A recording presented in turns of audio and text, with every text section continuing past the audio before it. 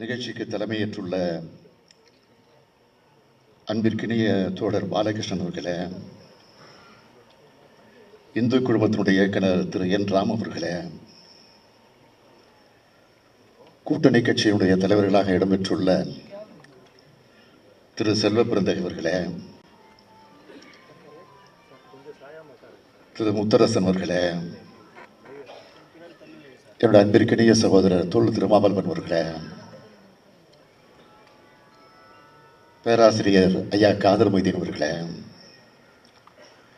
பேராசிரியர் ஜவஹர்லால் அவர்களே, திரு ஆசை தம்பி அவர்களே, மூத்த நிர்வாகிகள் டி கே ரங்கராஜன் அவர்களே, திரு ராமகிருஷ்ணன் அவர்களே,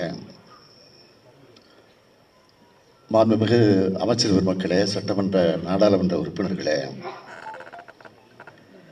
நிறைவாக நன்றி நல்க இருக்கக்கூடிய திருமதி வாசுகி அவர்களே, மார்க்சிஸ்ட் கம்யூனிஸ்ட் கட்சியினுடைய நிர்வாகிகளே, கூட்டணி கட்சியினுடைய தோழர்களே, நண்பர்களே, பத்திரிகை மற்றும் ஊடகத்துறையை சார்ந்திருக்கக்கூடிய சகோதரர்களே, ஒரு அனைவருக்கும் என்னுடைய அன்பான வணக்கம். நம்முடைய இணைய தோழர் மதிப்பிற்குரிய சீதாராம் யெச்சூரி அவர்களுடைய மறைவு என்னை அதிர்ச்சியடைய வைத்தது. அவருடைய உடல்நலம் பாதிக்கப்பட்டு இருந்த போதே தொடர்ந்து நான் அமெரிக்காவிலிருந்து தொடர்பு கொண்டு பலரிடத்திலே விசாரித்துக் கொண்டே இருந்தேன். எப்படியாவது உடல்நலம் பெற்று அவர் திரும்பி விடுவார் என்றுதான் நம்பிக்கொண்டிருந்தோம். ஆனால் நம்ம எல்லோரையும் வருத்தம் அடையக்கூடிய செய்யக்கூடிய வகையில் அவர் நம்மை எல்லாம் விட்டு பிரிந்து விட்டார் என்ற சூழ்நிலை ஏற்பட்டுவிட்டது. திராவிட முன்னேற்றக் கழகத்தின் சார்பில் கழக பொருளாளர் டி ஆர் பாலு அவர்களும், கழகத்தினுடைய துணை அமைப்பு செயலாளர்கள் ஆர் ஆசா அவர்களும், என்னுடைய தங்கை கனிமொழி கருணாநிதி அவர்களும், இளைஞரணி செயலாளர் தம்பி உதயநிதி அவர்களும் நேரடியாக சென்று அவருக்கு அஞ்சலி செலுத்தி இருக்கிறார்கள். நான் வெளிநாட்டிலிருந்து மறுநாள் தான் சென்னை வந்து சேர்ந்தேன். அதற்கு பிறகு நம்முடைய திரு பாலகிருஷ்ணனிடத்திலே தொலைபேசியை தொடர்பு கொண்டு நான் அலுவலகத்திற்கு வருகிறேன், அவருடைய திருவுருப்படத்திற்கு மரியாதை செய்ய வேண்டும் என்று சொல்லிவிட்டு சென்றேன். அதற்கு பிறகு அவருக்கு அஞ்சலியை செலுத்தினேன். தோழர் யெச்சூரி அவர்கள் மார்க்சிஸ்ட் கம்யூனிஸ்டுக்கு மட்டும் சொந்தமல்ல, எங்களுக்கும் சொந்தம், அனைவருக்கும் சொந்தம்.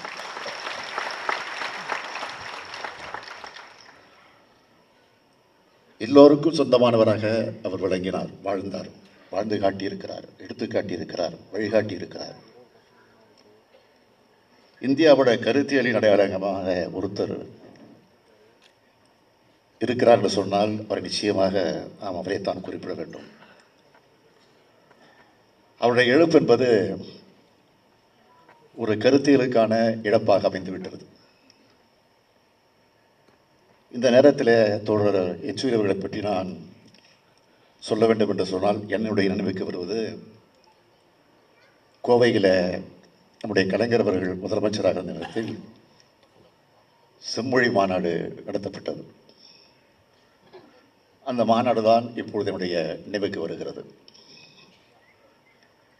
முத்தமிழறிஞர் தலைவர் கலைஞர் அவர்கள் நடத்திய அந்த செம்மொழி மாநாட்டில்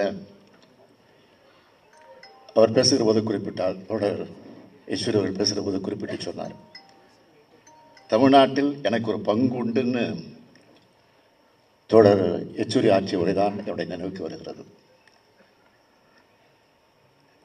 நம்முடைய தோழர் பாலகிருஷ்ணன் அவர்கள் தெரிவித்தது போல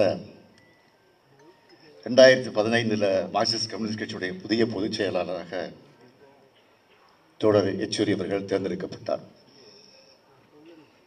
நம் முன்னுள்ள பணி, முக்கிய பணி, இடதுசாரிகளையும் ஜனநாயக சக்திகளையும் ஒருங்கிணைப்பதுதான் என்று பேசினார். தோழர் சீதாராம் யெச்சூரியை ஆற்றின அந்த உரைக்கு முத்தமிழ் கலைஞர் அவர்கள் பாராட்டினார்.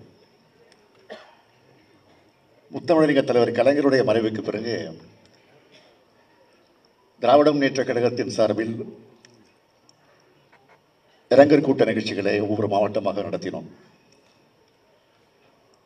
அதிலே ஒன்று திமுக நடத்திய தெற்கில் உதித்த சூரியன் புகழஞ்சலி கூட்டம் ஒன்று. அந்த நிகழ்ச்சிகளே, அந்த கூட்டத்தில் அகில இந்திய அளவில் இருக்கக்கூடிய தலைவர்கள் எல்லாம் பங்கேற்றார்கள். அந்த நிகழ்ச்சியில் அப்போ மார்க்சிஸ்ட் கம்யூனிஸ்ட் கட்சியின் சார்பில் தோழர் யெச்சூரி அவர்கள் பங்கேற்று கலைஞர் அவர்களை பற்றி போற்றி புகழ்ந்து பேசினார்கள். அவர் பேசுகிற போது குறிப்பிட்டார், சென்னையிலே பிறந்தவருக்கு தமிழ் பேச தெரியும்னு இருந்தாலும் மற்ற மாநிலங்களிலிருந்து வந்திருக்கக்கூடிய தலைவர்களுக்கு முழுமையாக புரியாது என்று ஆங்கிலத்திலே முழுமையாக பேசினார் யெச்சூரி அவர்கள். சமூக நீதிக்காகவும் பெண்களுடைய சம உரிமைக்காகவும் போராடினவர் கலைஞர் என்று குறிப்பிட்டார். தமிழ்நாடு இல்லாமல் இந்தியா இல்லை, கலைஞர் இல்லாமல் தமிழ்நாடு இல்லை அப்படின்னு பேசினார். அதை தொடர்ந்து பேசுகிற போது அவருடைய தமிழ் மட்டும் பிரபலம் அல்ல, அவருடைய நகைச்சுவை உணர்வும் ரசிக்கத்தக்கது. மார்க்சிம் கார்கியினுடைய தாய் காவியத்தின் மூலம் மக்களுக்கு தொடர்ந்து முற்போக்கு சிந்தனைகளை விதைத்தவர் கலைஞர்னு புகழஞ்சலி கூட்டத்தில் நம்முடைய சீதாராம் யெச்சூரி அவர்கள் உணர்வுமாக பேசுவதை என்னால் இப்பவும் நிச்சயமாக என்னால் மறக்க முடியாது. அந்த அளவுக்கு தலைவர் கலைஞர் அவர்கள் மீது அன்பு கொண்டவர், பாசம் கொண்டவர். என் மீது கூட அளவு கடந்த பாசத்தை வைத்திருந்தார். கூட்டணி பற்றி பேசிக் கொண்டிருக்கும் போது தமிழ்நாட்டில் இருக்கக்கூடிய தலைவர் கொஞ்சம் முரண் பிடித்தாலும் அவர் தான் சரி பண்ணிட்டு சிரிச்ச முகத்தோட முடிச்சுட்டு போவார். அதெல்லாம் எனக்கு பசுமையான நினைவுக்கு வந்துருக்கோம். அவருடைய புன்சிரிப்பை நம்மால் என்றைக்கும் மறக்க முடியாது. எந்த பிரச்சனையாக இருந்தாலும் அது சிரித்த முகத்தோடு தான் பேசுவார். எந்த கருத்து இருந்த சொல்றதா இருந்தாலும் அதையும் சிரித்த முகத்தோடு தான் சொல்லுவார். இந்தியாவோட எத்தனையோ பல பிரபலமான அரசியல் தலைவர்களை ஜவஹர்லால் நேரு பல்கலைக்கழகம் உருவாக்கியிருக்கு. அப்படி உருவாக்கி இருக்கக்கூடிய தலைவர்களை முக்கியமான தலைவர் தான் நம்முடைய யெச்சூரி அவர்கள். JNU முழுவதையும் இடதுசாரி கோட்டையாக மாற்றின பெருமை யெச்சூரிக்கு தான் உண்டு. அதனால தான் அவருடைய உடல் JNUவில் அஞ்சலிக்காக வைக்கப்பட்டுச்சு. இது அவருடைய அறிவாற்றலுக்கு எடுத்துக்காட்டாக விளங்கி கொண்டிருக்கிறது. இதன் மூலமாக தோழர் யெச்சூரி அவர்கள் எப்போதும் இளைய சமுதாயத்துக்கான வழிகாட்டியாக வாழ்ந்திருக்கிறார் என்பதை நம்மால் தெளிவாக உணர முடியும். இடதுசாரி கருத்தியலை இறுதி மூச்சு வரை கடைபிடித்த ஜனநாயகவாதியாக வாழ்ந்தார் தோழர் சீதாராம் யெச்சூரி அவர்கள். தேவகவுடா, குஜராத் ஆகியோர் பிரதமராக பதவி வகித்த காலத்தில் இடதுசாரியில் பங்களிப்புக்கு பின்னணியில் இருந்து பெரும் பங்காற்றியவர். 1996க்கு பிறகு ஒன்றியத்தில் கூட்டணி அரசுகள் உருவான காலத்தில் கூட்டணி அரசுகள் அமைக்கிறதுல இடதுசாரிகளுக்கு மிக மிக முக்கிய பங்கு உண்டு. ஜனதா தளத்தோட தேவகவுடா பிரதமரானதும், அதைத் தொடர்ந்து ஐக்கிய குஜராத் பிரதமரானப்பவும் திமுக பங்கேற்ற ஐக்கிய முன்னணிக்கு இடதுசாரிகள் ஆதரவு அளித்தாங்க. அப்போது ஹர்ஷிகன் சுஜித் சிங் படைத்தளபதியாக செயல்பட்டவர் தான் நம்முடைய தோழர் சீதாராம் யெச்சூரி அவர்கள். அன்றைக்கு கூட்டணி கட்சி தலைவர்களுடான பேச்சுவார்த்தைகளில் சீதாராம் யெச்சூரியும் கலந்து கொண்டு தன்னுடைய ஆழமான கருத்துக்கள் எல்லாம் பதிவு செய்திருக்கிறார். ஐக்கிய முன்னணி ஆட்சியின் போது குறைந்தபட்ச செயல் திட்டம் உருவாக்கப்பட்ட போது அந்த குறைந்தபட்ச செயல் திட்டம் உருவாகுவதற்கு காரணகர்த்தாக்களில் ஒருவராக விளங்கியவர் நம்முடைய யெச்சூரி. இப்போ நம்ம உருவாக்கி இருக்கக்கூடிய இந்தியா கூட்டணி தோழர் பாலகிருஷ்ணன் அவர்கள் குறிப்பிட்டு சொன்னார், பெருமையோடு சொன்னார். இந்த கூட்டணி உருவாகி இருக்குன்னா அதற்கு முக்கிய காரணகர்த்தாக்களில் ஒருவராக விளங்கியவர் தான் நம்முடைய தோழர் யெச்சூரி அவர்கள். சில கட்சிகளோட முரண்பாடு இருக்கலாம், ஆனால் முரண்பாடுகள் இருந்தாலும் அதையும் தாண்டி அகில இந்திய அளவில் பாஜகவை வீழ்த்த எல்லோரும் கைகொத்தாகணும் என்ற உறுதியோடு இருந்து அந்த பணியை வெற்றிகரமாக நடத்தி காட்டினார்.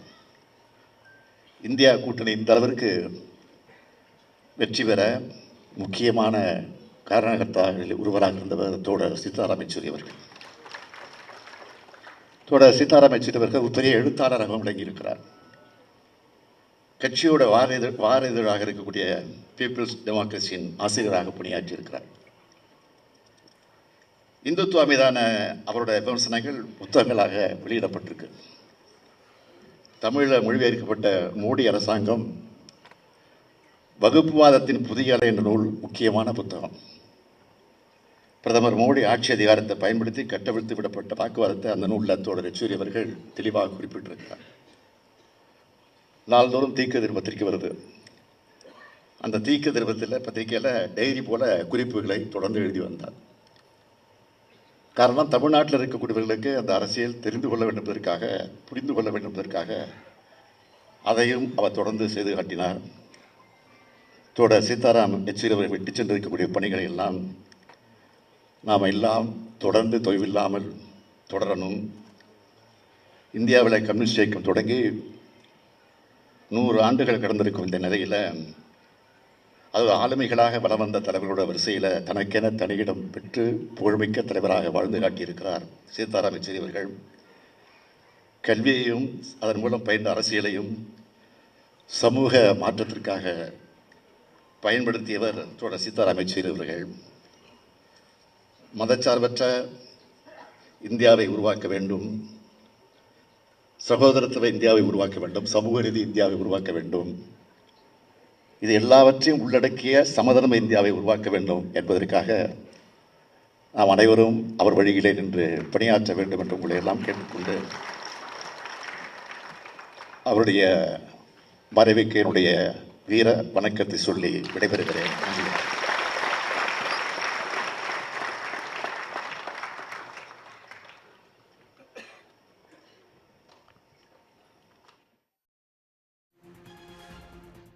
சீதாராம் யெச்சூரியின் நினைவேந்தல் நிகழ்ச்சியில் முதலமைச்சர் மு.க.ஸ்டாலின் உரை நிகழ்த்திய காட்சிகளை பார்த்தோம். இந்தியா கூட்டணி உருவாகவும் வெற்றி பெறவும் முக்கிய காரணமாக இருந்தவர் யெச்சூரி என்று அவர் புகழாரம் சூட்டினார். உடனுக்குடன் செய்திகளை தெரிந்து கொள்ள சன் நியூஸ் பெல் ஐகானை கிளிக் பண்ணுங்க.